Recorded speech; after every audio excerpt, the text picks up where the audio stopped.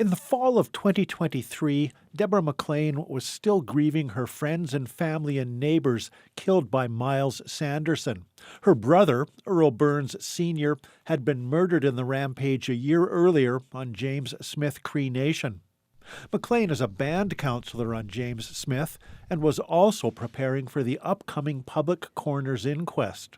That's when she was shown a 7-year-old newspaper article from Toronto.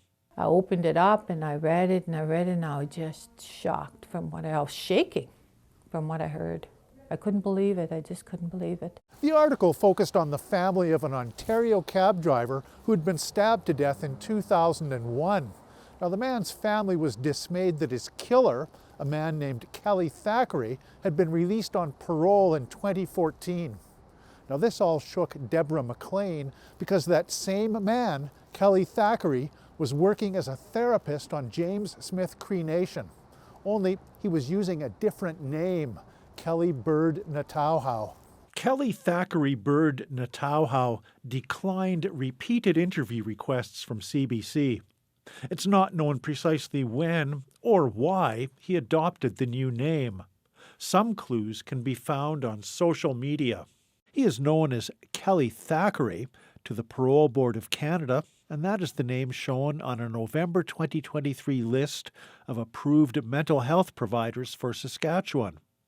But he is on Facebook, Instagram, X, and LinkedIn as Kelley Bird Natauhau. McLean took her concerns to band leadership, and they asked Kelley Thackeray Bird Natauhau to leave the First Nation. The coroner at the first inquest in January took away his standing to ask questions, and he lost his billing privileges as a therapist on James Smith. Deborah McLean says she's not opposed to someone who made a mistake turning their life around, just not on this First Nation after this tragedy. You know, he can if he wants, but not in James Smith. There's other places that he can practice and maybe give his experience to someone that's going through the same thing as him. Even though Thackeray Bird Natauhau was asked to leave, other therapists remained and continued to work with the community of James Smith. Dan Zakreski, CBC News, Saskatoon.